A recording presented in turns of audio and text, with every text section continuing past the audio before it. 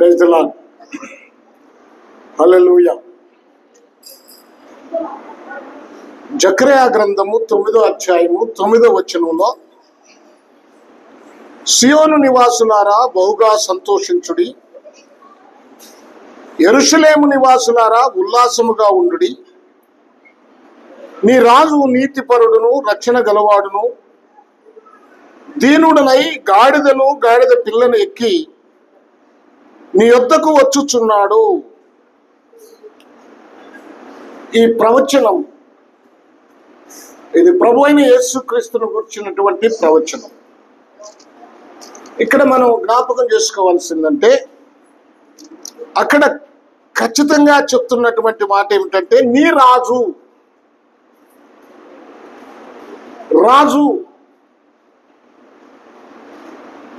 మనము చాలాసార్లు మీకు జ్ఞాపకం చేశాను, యేసు ప్రభు వారు ఈ భూలోకానికి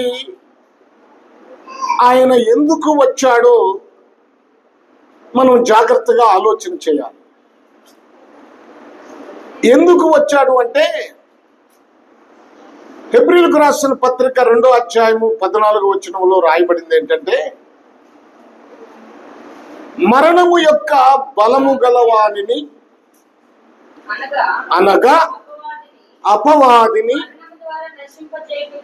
మరణము ద్వారా నశింపచేయుటకును, చూడండి, జీవిత కాలమంతయు చూడండి మరణ భయము చేత దాస్యమునకు లోబడిన వారిని విడిపించుటకును ఆయన కూడా రక్త మాంసములలో పాలివాడాయను.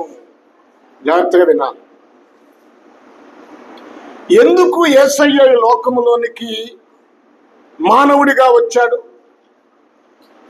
మరణము యొక్క బలము గలైన వాడైన అపవాదిని, ఆ అపవాది ద్వారా దాస్యములో మరణ భయము చేత పాప దాస్యములో ఉన్న ఈ మానవులను విడిపించుటకును ఆయన శరీరధారిగా ఈ లోకములోనికి వచ్చాడు. రక్త మాంసములను ధరించాడు. అసలు దేవుడు యేసు ప్రభు ఎవరు? ఆయన దేవుడు. ఆయన తండ్రి అయిన దేవుడైన యెహోవాతో సమానముగా ఉన్నవాడు. ఆయన ఎప్పుడున్నాడు? ప్రారంభము నుండి ఉన్నాడు. అదే చెప్తాడు. మరొకసారి మనం చదువుకుందాం. మీకా గ్రంథం 5వ అధ్యాయము 2వ వచనాన్ని చదువుదాం. మీకా గ్రంథము 5వ అధ్యాయము. యూదావారి పట్టణములలో నువ్వు స్వల్పమైన గ్రామము అయినను, చూడండి, నా కొరకు ఇశ్రాయేలీయులను ఏలబోవాడు. ఈ తండ్రి చెప్తున్నాడు, తండ్రి అయిన దేవుడు చెప్తున్నాడు, నా కొరకు ఇశ్రాయేలీయులను ఏలబోవాడు నీలో నుండి వచ్చును.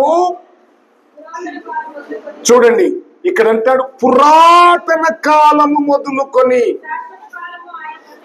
శాశ్వత కాలము వరకు. కొంచెం పిల్లల్ని డిస్టర్బెన్స్ లేకుండా చూడండి అమ్మా.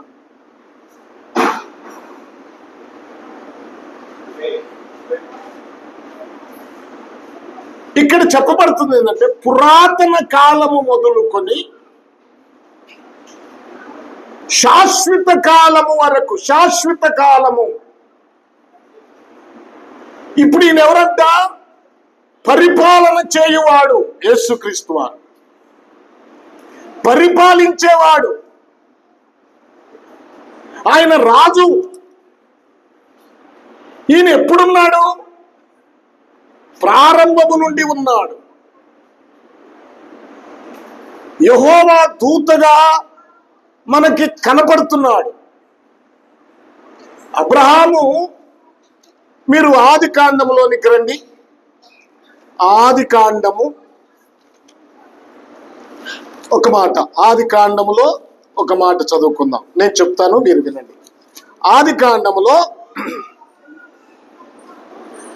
22వ అధ్యాయము మనం చూస్తే దేవుడు చెప్పాడు. ఏం చెప్పాడు? 22 మొదటి వచనం చదివితే, నేను చదువుతాను వినండి. ఆ సంగతులు జరిగిన తర్వాత దేవుడు అబ్రహామును పరిశోధించెను. ఎట్లనగా ఆయన అబ్రహామా అని పిలువగా అతడు చిత్తము ప్రభువా అనెను. అప్పుడు ఆయన, నీకు ఒక్కడయున్న నీ కుమారుని అనగా నీవు ప్రేమించు ఇస్సాకును తీసుకొని మోరియా దేశమునకు వెళ్ళి అక్కడ నేను నీతో చెప్పబోవు పర్వతములో ఒక దానిని దహన బలిగా అతన్ని అర్పించమని చెప్పాను. ఎవరు చెప్పారు? దేవుడు. ఎవరు చెప్పారు? దేవుడు. ఇప్పుడు 10వ వచనం చదవండి. అప్పుడు అబ్రహాము తన కుమారుని వధించుటకు, నేను చదువుతాను వినండి, తన చెయ్యి చాపి కత్తి పట్టుకొనగా ఇప్పుడు యెహోవా దూత పరలోకములో నుండి, ఇప్పుడు ఎవరు మాట్లాడుతున్నారు? యెహోవా దూత.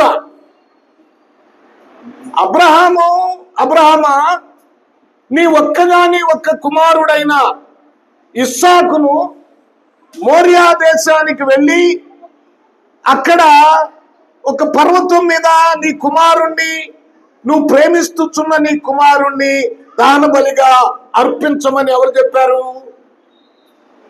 దేవుడు చెప్పాడు. ఇప్పుడు ఆయనను తీసుకొని వచ్చి వధించుచున్న సమయంలో, వధించబోయేటప్పుడు, ఇప్పుడు 11వ వచనంలో యెహోవా దూత, ఇప్పుడు యెహోవా కాదు మాట్లాడుతుంది, యెహోవా దూత పరలోకములో నుండి అబ్రహామా అని అతన్ని పిలిచెను. ఇప్పుడు అబ్రహాము ఏమంటున్నాడు? ఇప్పుడు దూతను చిత్తము ప్రభు అంటున్నాడేంటి? దూతను ప్రభు అంటారా?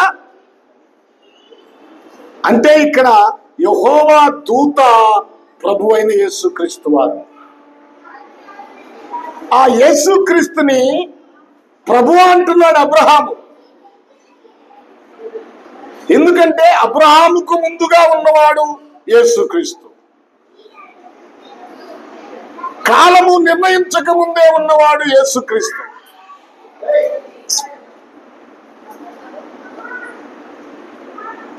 ప్రభునందు ప్రియ దేవుని పిల్లలారా, జ్ఞాపకం చేసుకుందాం. బాయ్, అట్లా అరే అర్థం కాదు. వాళ్ళ దగ్గర కుర్చీ వేసుకొని కూర్చొని కంట్రోల్ చేయాలి.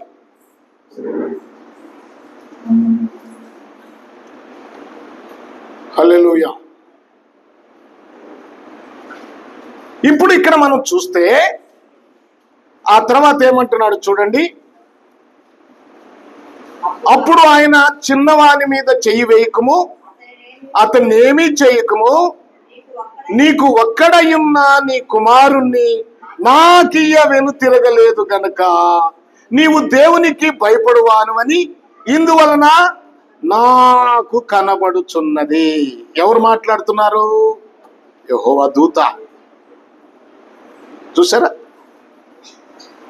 ఆ 15వ వచనం చూడండి. యెహోవా దూత రెండవ మారు పరలోకము నుండి అబ్రహామును పిలిచి ఇట్లనెను, నీకు ఒక్కడే అయ్యున్న నీ కుమారుని ఈయ వెనుతీయక ఈ కార్యము చేసినందున నేను నిన్ను ఆశీర్వదించి ఆకాశ నక్షత్రముల వలెను సముద్ర తీరము అందలి ఇసుక వలెను నీ సంతానమును నిశ్చయముగా విస్తరింప చేసేదను. ఈ మాట, ఈ ఆశీర్వాదం ఎవరిస్తున్నారు? యెహోవా దూత. యెహోవా దూతే కదా, మీరు చదువుకున్నారు కదా 15వ వచనంలో. యెహోవా దూత రెండవ మారు పరలోకములో నుండి అబ్రహామును పిలిచారు. అబ్రహామును పిలిచాడు రెండవ మారు. ఇప్పుడు అబ్రహామును పిలిచి ఏమంటున్నాడు? నేను నీ సంతానాన్ని నిన్ను ఆశీర్వదించి ఆకాశ నక్షత్రముల వలె చేస్తాను అన్నాడు. యెహోవా దూత చేస్తాడా అట్లా? ఆ అధికారం ఎవరికి ఉంది? దేవుడికే కదా. అంటే ఈ యెహోవా దూత ఎవరు? దేవుడే. ఏ దేవుడు? యేసుక్రీస్తు. యెహోవా తండ్రి అయితే యెహోవా దూత యేసుక్రీస్తుగా ఇక్కడ కనపడుతున్నాడు. అలాగే కాదు, అక్కడే కాదు, హాగరు విషయంలో కూడా ఆయన చెప్తున్నాడు. చూడండి, మీరు 16వ అధ్యాయంలోనికి రండి. చూడండి, 16వ అధ్యాయంలో 7వ వచనం చూస్తే, యెహోవా దూత అరణ్యములో నీటి బుగ్గ యొద్ద అనగా షూరు మార్గములో బుగ్గ యొద్ద ఆమెను కనుగొని, శారాయి దాసి అయిన ఆగరు. ఇక్కడ కూడా యెహోవా దూతే. తర్వాత అంటాడు 9వ వచనంలో, అప్పుడు యెహోవా దూత నీ యజమానురాలు దగ్గరకు తిరిగి వెళ్ళి ఆమె చేతి క్రింద అణిగి ఉండమని దానితో చెప్పెను. ఎవరు చెప్పింది? ఎవరు? యెహోవా దూత. యెహోవా వేరు, యెహోవా దూత వేరుగా కనపడుతుంది కదా ఇక్కడ మనకి. మరి యెహోవా దూత ఎవరు?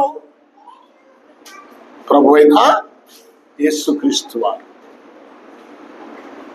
ఆయన అప్పుడు ఉన్నాడు, ఆది యందున్నాడు, వాక్యమై ఉన్నాడు, యెహోవా దూతగా ఉన్నాడు. అనేక స్థలాలలో ఇప్పుడు మోషే, మీరు ఇప్పుడు నిర్గమాకాండంలోనికి రండి.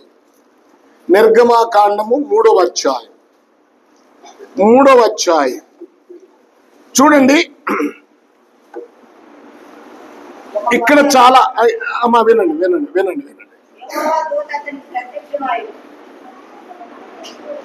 ఇప్పుడు మోషేకి యెహోవా దూత ప్రత్యక్షమాయను. అతడు చూసినప్పుడు అగ్ని వలన ఆ పొద మండుచుండెను, కానీ ఆ పొద కాలిపోలేదు అన్నాడా? ఆ తర్వాత 4వ వచనంలో చూడండి, దానిని చూచుటకు అతడు ఆ తట్టు వచ్చుట, చూడండి, ఆ తట్టు వచ్చుట. మీరు బైబిల్ చూడండి. దేవుడు ఆ పొద నడుము నుండి. ఇప్పుడు ఎవరు మాట్లాడుతున్నారు? మోషే అని అతన్ని పిలిచెను, అందుకు అతడు చిత్తము ప్రభువా అని. చూడండి, ఇక్కడ యెహోవా దూత అతనికి ప్రత్యక్షమై ఆ పొదలో ఆయన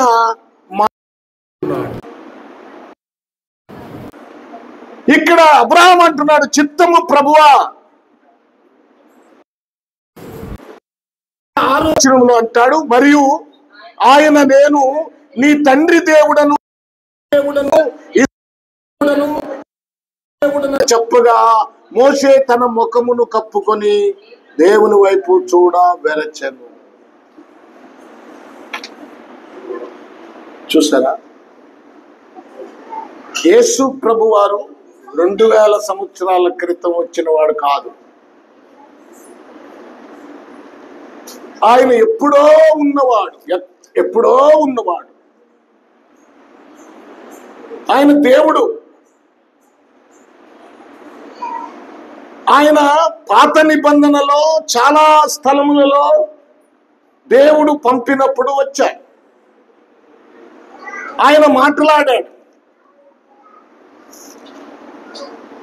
చాలా సందర్భాల్లో కనపడతాడు. దేవుని దూతగా ప్రభు అయిన యేసుక్రీస్తు వారు కనిపించిన సందర్భాలు బైబిల్లో యెషయా గ్రంథము, తర్వాత విలాప వాక్యాలు, తర్వాత జకర్యా గ్రంథము, తర్వాత చాలా స్థలాల్లో మన ప్రభు అయిన యేసుక్రీస్తు వారు కనిపిస్తూ వచ్చారు. నేను గత రాత్రి ఎప్పుడో చెప్పాను, మనకి హెబ్రీయులకు రాసిన పత్రిక 1వ అధ్యాయంలోనికి వెళ్దాం.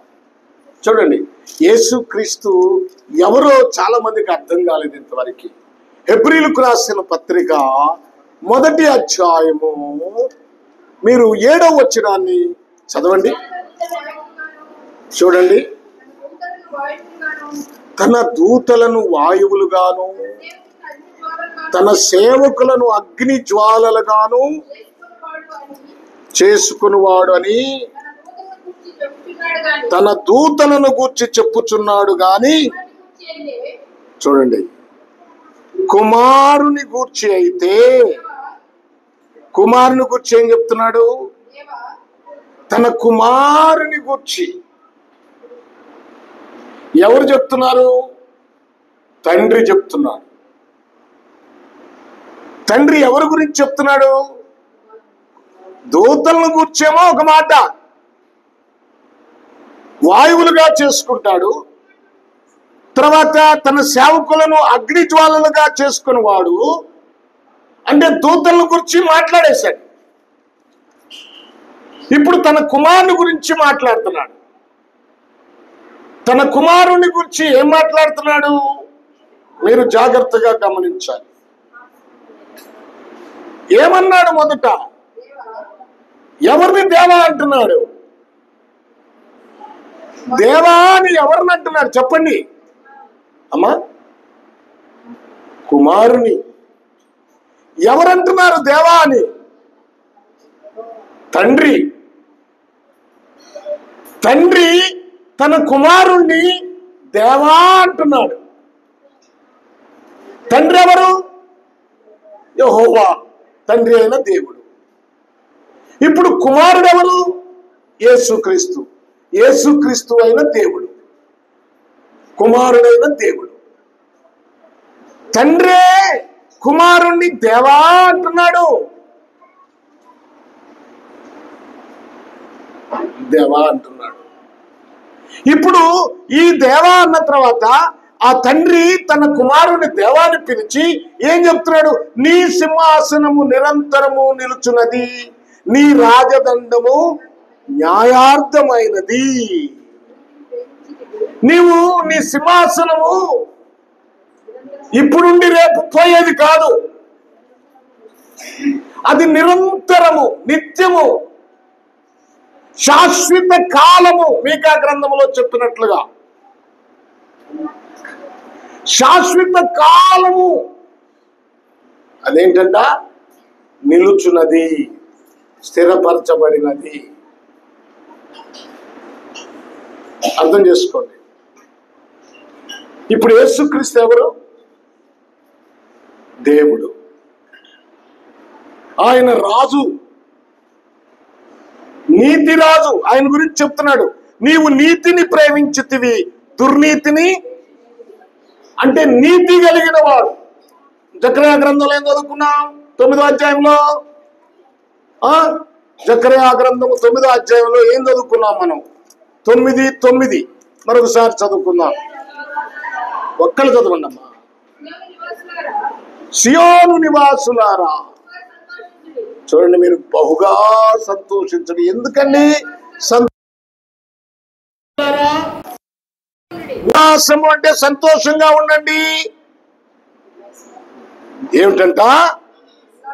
నీ రాజు, నీ రాజు, మనందరి రాజు ఎలాంటి వాడంట? నీతిపరుడు. ఇప్పుడు రక్షణ ఎవరి దగ్గర ఉంది? ఎవరిస్తే రక్షణ? యేసుక్రీస్తే. ఆ వచ్చే రాజే. ఆయన నీతిపరుడు ఒకటి, రక్షణ గలవాడు ఒకటి, దీనుడు. చూడండి, దీనుడనై. అరే, యేసు ప్రభు వారు దీనుడు. మన రాజు దీనుడు. ఆయన రక్షణ కలిగిన వాడు, నీతిపరుడు. ఈ గుర్తుపెట్టుకోవాలి. మనము మన దేవుని దగ్గర ఉన్న లక్షణాలు ఏంటి?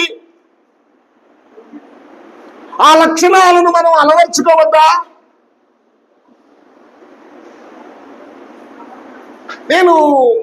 మనం విశ్వాసులం. మన దేవుడు యేసుక్రీస్తు. యేసుక్రీస్తు లక్షణాలు మనలో ఉన్నాయా? ఆ లక్షణాలను మనం అనుసరిస్తున్నామా? మీరు ఆలోచించండి. ఆయన నీతి కలిగిన వాడన్నాడు. చూడండి, రాజు గాడిదనెక్కేందుకు వస్తున్నాడు? రాజు గుర్రాన్ని కదా ఎక్కాల్సింది. గుర్రాన్నెక్కి రావాలి కదా రాజు. గాడిదనెక్కేందుకు వస్తున్నాడు? అది దీనుడు గనక ఏదో ఒకటి ఉంటది.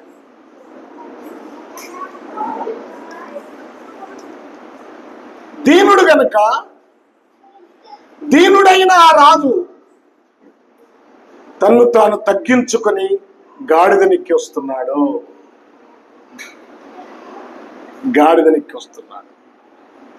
గాడిద తగ్గింపుకు గుర్తు. అంటే మనం జ్ఞాపకం చేసుకోవాల్సింది ఏంటంటే, సమాధానాన్ని తెస్తున్నాడు ఆయన. పౌరుషాన్ని తేవట్లేదు, ఆయన క్రోధాన్ని తేవట్లేదు, ఆయన శత్రువులందరినీ వధించడానికి రావట్లేదు.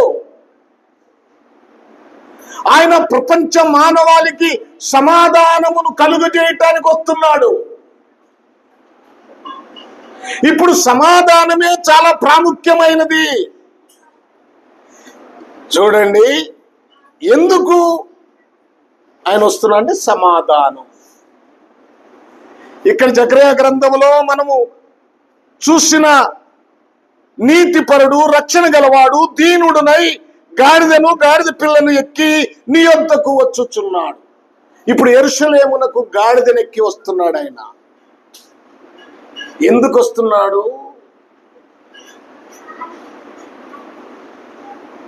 చూడండి, రోమాపత్రిక 5వ అధ్యాయము 1వ వచనం. త్వరగా, టైం లేదు, చివరిగా వచ్చాం గనక ఆలస్యమైంది ఈరోజు. కాబట్టి చాలా జాగ్రత్తగా గమనించండి ప్రభు దగ్గర ఏముందో. కాబట్టి విశ్వాస మూలమున మనము నీతిమంతులుగా తీర్చబడి, ఇప్పుడు చూడండి, మన ప్రభు అయిన యేసుక్రీస్తు ద్వారా దేవునితో సమాధానం. అమ్మా వినండి, ఇక్కడ కూడా ఇద్దరు కనపడుతున్నారు. మన ప్రభు అయిన యేసుక్రీస్తు ద్వారా అంటే మనం సమాధానం కోల్పోయాం. యేసుక్రీస్తు ద్వారా ఇప్పుడు ఆ సమాధానం కలుగుతుంది, కోల్పోయిన సమాధానం. ఏదోను తోటలో ఆదాము అవ్వలు సాతాను చేత శోధించబడి, సాతాను ప్రేరేపణకు లోబడి దేవునితో దూరమైపోయారు, సమాధానాన్ని పోగొట్టుకున్నారు. ఆ పోగొట్టబడిన సమాధానము తిరిగి దేవునితో మనల్ని కలపటానికి ఆ యేసు ప్రభువారు వచ్చారు. ఇప్పుడు అంటున్నాడు, మనము నీతిమంతులు, విశ్వాస మూలమున మనము నీతిమంతులుగా తీర్చబడి మన ప్రభు అయిన యేసుక్రీస్తు ద్వారా, మన ప్రభు అయిన యేసుక్రీస్తు ద్వారా ఇప్పుడు మనకి సమాధానం. ఎవరితో? తండ్రితో. ఎవరితో?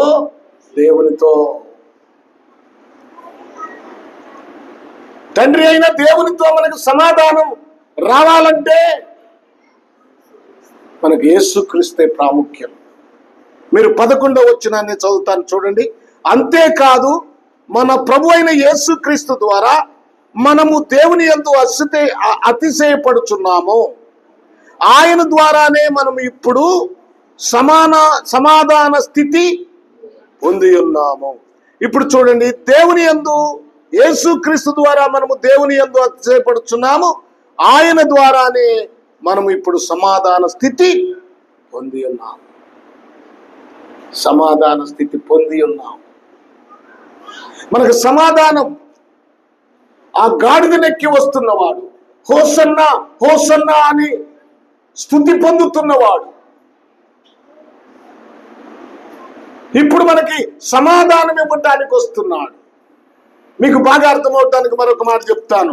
ఎఫెసీయులకు రాసిన పత్రిక 2వ అధ్యాయము చూడండి. 2వ అధ్యాయము నేను చదువుతాను, చూడండి. 2వ అధ్యాయము 16వ వచనాన్ని చదువుతున్నా. తన శిలువ వలన ఆ ద్వేషమును సంహరించి. ఏ ద్వేషము? అక్కడ అన్యులకి ఇశ్రాయేలీయులకి ద్వేషం ఉంది, శత్రుత్వం ఉంది. బాయ్, మీరు వచ్చినప్పుడు, ఇక్కడికి వచ్చినప్పుడు వాక్యం నేర్చుకోవాలి. వచ్చి వెళ్ళిపోతే ప్రయోజనం ఏముంది?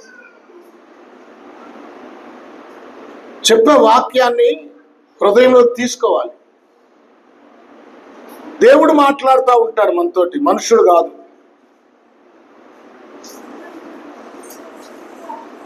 ఇక్కడ మనం జ్ఞాపకం చేసుకుంటే అన్నాడు, అక్కడ ఏమంటున్నాడు? తన శిలువ వలన ఆ ద్వేషమును సంహరించి దాని ద్వారా వీరిద్దరిని ఏక శరీరముగా చేసి, ఎవరితో సమాధానం? దేవునితో సమాధాన పరచవలనని ఇలాగు చేసెను గనుక ఆయనయే మనకు సమాధానకారుడై ఉన్నాడు. ఇప్పుడు దేవునితో సమాధాన పరిచే సమాధానకారుడెవరు? యేసుక్రీస్తు. ఎవరితో సమాధానం మనకి? దేవునితో. మీరు మరలా అక్కడ కాబట్టి ఇక్కడ చూడండి. కాబట్టి మీరు ఇంకా 16వ వచనం మరియు 17వ వచనం. మరియు ఆయన వచ్చి దూరస్తులైన మీకును సమీపస్తులైన వారికి సమాధాన సువార్త ప్రకటించెను. ఆ తర్వాత మాట, ఆయన ద్వారానే మనము ఉభయలము ఒక్క ఆత్మయందు తండ్రి సన్నిధికి చేరగలిగి ఉన్నాము. ఏమంటున్నాడు? ఆయన ద్వారానే, ఆయన ద్వారానే. అర్థమైందా? ఇక్కడ ఆయన ఎవరు? యేసుక్రీస్తు. తండ్రి ఎవరు? తండ్రి అయిన దేవుడు. ఇప్పుడు తండ్రి అయిన దేవుని యొద్దకు మనం చేర్చబడాలి అంటే ఆయనంటే యేసుక్రీస్తే మూలం. యేసుక్రీస్తే మనల్ని నడిపించేవాడు. ఆ యేసుక్రీస్తే ఇప్పుడు ఆ గాడిదనెక్కి వస్తా ఉన్నాడు. గాడిదనెక్కి వస్తున్నాడు. ఆ యేసుక్రీస్తే మానవునికి సమాధానం కలుగు చేయటానికి, చనిపోయిన స్థితి నుంచి, మరణ భయము చేత పాప దాస్యములో బ్రతుకుతున్న ఈ మానవుణ్ణి విమోచించటానికి యేసుక్రీస్తు వారు శరీరధారిగా ఈ లోకానికి వచ్చాడు. ఆయన సమాధానమునకు కర్త. గాడిదనెక్కి వచ్చాడు. ఆయన వస్తుంటే మీరు మత్తయి రాసిన సువార్త 21వ అధ్యాయంలోనికి రండి.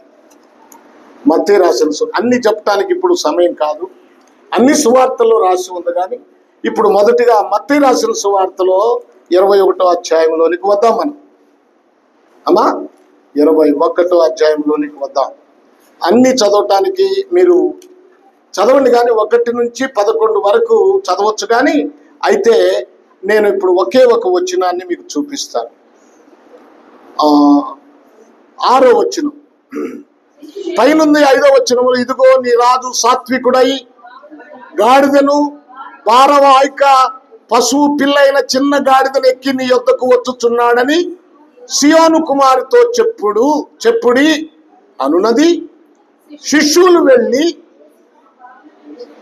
ఇక్కడ చూడండి, శిష్యులు వెళ్ళి యేసు తమకు ఆజ్ఞాపించిన ప్రకారము చేసి ఆ గాడిదను దాని పిల్లను తోలుకొని వచ్చి వాటి మీద తమ బట్టలు వేయగా ఆయన బట్టల మీద కూర్చుండెను.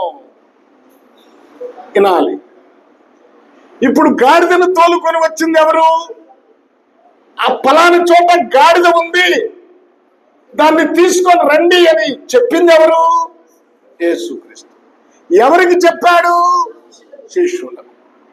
ఇప్పుడు ఆ గాడిదను తోలుకొని వచ్చింది ఎవరు? శిష్యులు. తోలుకొని వచ్చిన తర్వాత శిష్యులు ఏం చేశారు? తమ బట్టలు గాడిద పైన వేశారు, గాడిద మీద వేశారు. హలో, వినండి. ఆ బట్టలు వేసిన తర్వాత యేసు ప్రభు వారు ఆ గాడిద మీద ఎక్కారు. అవునా? అంతేనా? గాడిద ఎవరు? మనమే. దేవుడు తన సేవకులకు చెప్పాడు, పలానా చోట గాడిద ఉంది, ఆ గాడిదని ఇప్పుకురా, అది నాకు కావాలి. మనందరినీ కాడి మోకు ఆ మోకులతో మనము కట్టివేయబడినప్పుడు ఆ కట్లను విప్పమన్నాడు ప్రభు అయిన దేవుడే, యేసుక్రీస్తు వారే. పాపం అనే కట్లు చేత మనం కట్టివేయబడి ఉన్నాం. అబ్బాయి, పాపం అనే కట్లు చేత ఆ మనుషులందరూ కట్టివేయబడి ఉన్నారు, పాప దాస్యం కింద ఉన్నారు. వారిని విమోచించు, విడిపించండి. ఇప్పుడు సేవకులకు తన సువార్తనిచ్చి పంపాడు ఆయన. ఎవరైనా అడిగితే అది ప్రభువుకు కావాలని చెప్పండి. ఈరోజు మనము ప్రభువుకి కావలసిన వారం. అందుకే మనం కట్టివేయబడిన పాపము నుండి మనల్ని విడిపించాడు. ఎందుకు విడిపించాడంటే మనం ప్రభువుకు అవసరం. నీ కోసం, నీ కుటుంబం కోసం కాదు, అది ప్రభువు చూసుకుంటాడు. ఇప్పుడు నీవు ప్రభువుకు అవసరమైన రీతిలో బ్రతకాలి. నువ్వు ప్రభువుకు అవసరం. శిష్యులు తన బట్టలు తీసి దాని మీద వేశారంటే దేవుడిచ్చిన ఆ వాక్యము ద్వారా మనకు రక్షణ.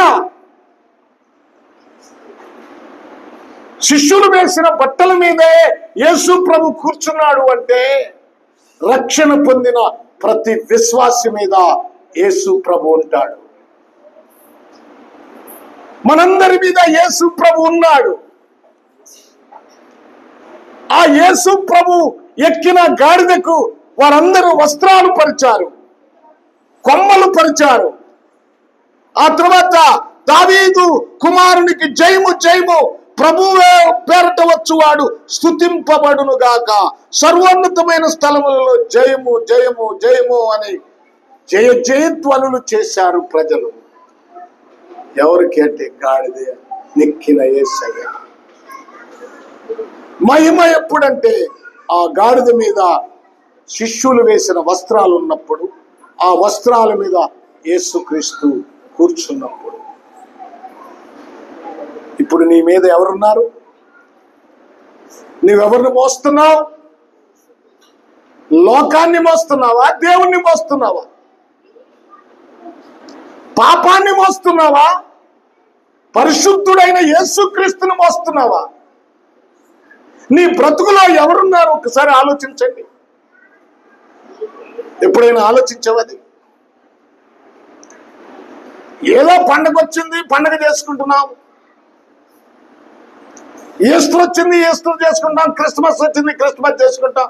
అసలు ఏంటి ఆ పండుగలలో ఉన్న ఆత్మీయ పాఠం ఏంటి? ఇప్పుడు ఈరోజు మట్టల ఆదివారమేనా? ఫామ్ సండే అన్నారు. ఈ వారం అంతా పరిశుద్ధ వారంగా పరిగణిస్తారు. అంటే మిగిలిన పరిశుద్ధం కదా. ఇప్పుడు మట్టల ఆదివారం ఎందుకు? గాడిద ఎందుకు? మనము ఎక్కడో కట్టివేయబడి ఉన్నాము. కట్టివేయబడిన ఈ గాడిదను దేవుడు విడిపించాడు, విమోచించాడు. ఇప్పుడు మనం ఎక్కడ కట్టివేయబడాలి? నువ్వు ఎక్కడ కట్టివేయబడి ఉన్నావు? దేంతో కట్టివేయబడి ఉన్నావు? పెట్టి తర్వాత చూడొచ్చు. దేంతో కట్టివేయబడి ఉన్నావు? Praise the Lord. హల్లెలూయా. ఇప్పుడు మనం ఎక్కడ కట్టివేయబడాలో ఒక మాట చూపించి ముగిస్తాను. ఆది కాండం, టైం లేదు కదా, ఆది కాండం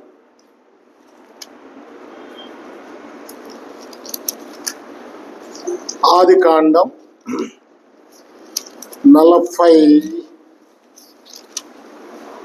49వ అధ్యాయం.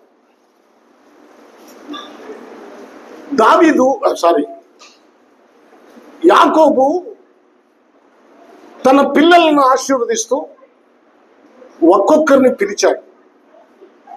ఇప్పుడు యూదా విషయంలో ఆయన చెప్తున్న మాట ఏమిటంటే 8వ వచనం నుంచి మనం చదివితే యూదాను దేవుడు ఆశీర్వదిస్తున్నాడు. ఇప్పుడు 11వ వచనం చదువుదాం.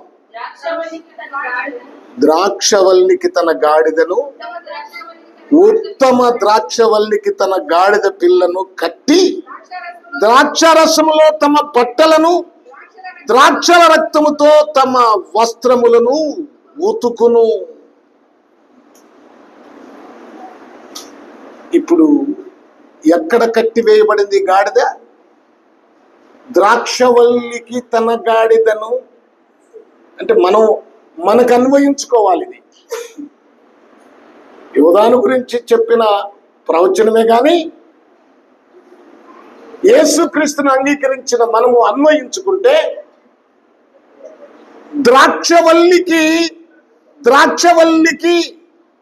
తన గాడిదను కట్టివేసినట్లుగా ఉత్తమ ద్రాక్షవల్లికి తమ గాడిద పిల్లను కట్టి, ద్రాక్షవల్లి ఎవరు? నేను ద్రాక్షవల్లిని, నిజమైన ద్రాక్షవల్లిని. అమ్మా, తీగలు మీరు, ద్రాక్షవల్లి యేసుక్రీస్తు. ఇప్పుడు మనము ఒక గాడిదగా విమోచించబడ్డాం. విమోచించబడిన ఈ గాడిదలమైన మనము దేనికి కట్టవేయబడాలి? యేసుక్రీస్తు వాక్యానికి కట్టబడాలి. ఆ తాడు వాక్యము చేత మనం కట్టబడాలి. వాడెవడో మనల్ని గొర్రెలు అంటున్నాడు. గొర్రెలు, వాడు పిచ్చోడు.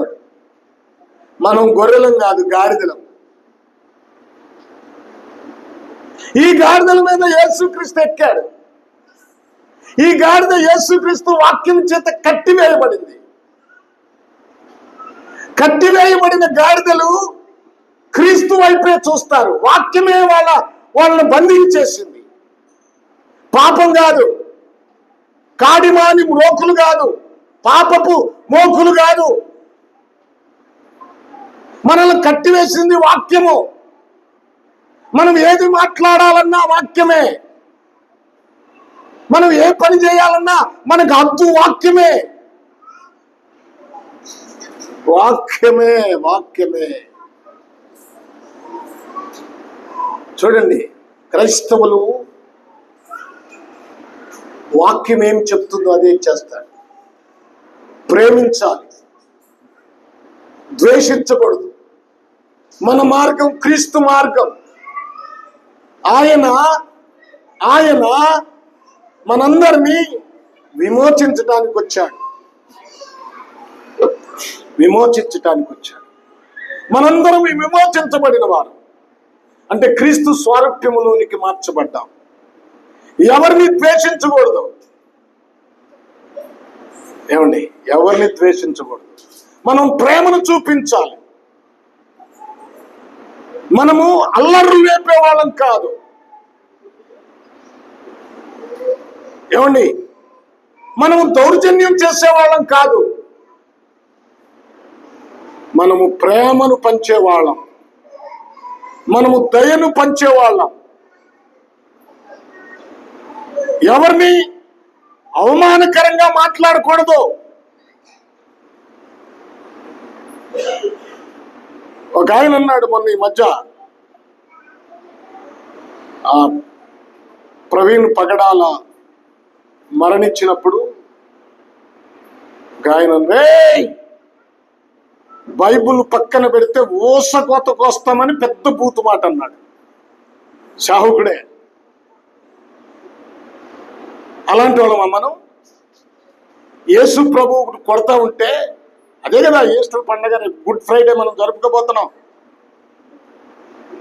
అవమానపరుస్తుంటే, ఉమ్ము వేస్తే, వస్త్రాలు లాగితే, శిలువలో ఉండి ఏమన్నాడు? తండ్రి, వీరేమి చేయిస్తున్నారో వీరు ఎరుగరు కనుక వీరిని క్షమించు అన్నాడా లేదా? భక్తుడైన స్టెఫన్ రాళ్ళు తీసుకొని పడుతుంటే ఈ నేరం వారి మీద మోపొద్దు అన్నాడు కదా. నువ్వేంటి? బంధులు, స్ట్రైకులు, ధర్నాలు, అల్లర్లు.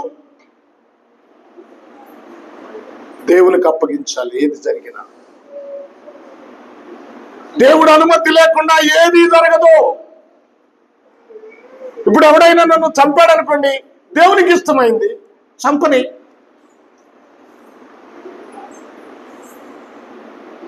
క్రైస్తవుడు సమాధానము చేత, వాక్యం అనే బంధము చేత కట్టబడి ఉన్నవాడే క్రైస్తవుడు. ఆవేశాలు లేవు క్రైస్తవునికి. వీడు చచ్చిపోయాడు. అన్నిటికన్నా ఇప్పుడు క్రైస్తవ్యం మతం కాదు. చాలా మంది క్రైస్తవం మతం మతం మతం మతం అంటారు. మతం కాదు, ఇది మార్గం. వాళ్ళది మతాలు, వాళ్ళే మతాలు. కొంతమంది క్రైస్తవుల మతంలో ఉన్నారు. కానీ మీరందరి గురించి చెప్తున్నాను నేను, మీరందరూ మతములో లేరు, మార్గములో ఉన్నారు. ఏ మార్గం అంటే క్రీస్తు మార్గములో ఉన్నాం. మనం మతము అంటే ఒప్పుకోకూడదు. మనం మీరు ఎవరంటే మేము క్రైస్తవ మతం అనకూడదు. క్రైస్తవ మార్గంలో ఉన్నాం, క్రీస్తు చూపించిన మార్గంలో ఉన్నాం, ప్రేమ మార్గంలో ఉన్నాం. మా రాజు నీతి గల రాజు, మా రాజు రక్షణ కలిగిన రాజు, మా రాజు విధేయత కలిగిన వాడు, దీన మనస్సు కలిగిన వాడు. మా రాజు మాకు సమాధానాన్ని అనుగ్రహించాడు. విద్వేషాన్ని రేపేవారం కాదు మేము. మాకు సమాధానమును అనుగ్రహించిన సమాధానకర్త మా రాజు. ఆ రాజే ఆయన గాడిదలెక్కి వచ్చాడు. చూడండి, ఆ రాజు మనల్ని విడిపించాడు. ఆయనకు మనం కట్టుబడి ఉందాం, ఆయన వాక్యానికి కట్టుబడి ఉందాం. మన జీవితం ఆయనకు సమర్పిద్దాం. ఇంకా చాలా విషయాలు ఉన్నాయి, కానీ తర్వాత ఎప్పుడన్నా చెప్పుకుందాం. ప్రైజ్ ది లార్డ్ చెప్పండి, హల్లెలూయా. కనుక ఆ రాజైన యేసుని అనుసరిద్దాం, ఆత్మ సంబంధమైన మెట్టులో బ్రతుకుదాం. దేవుడి మాటలు మనందరి కొరకు ఆశీర్వదించును గాక. ఆమేన్.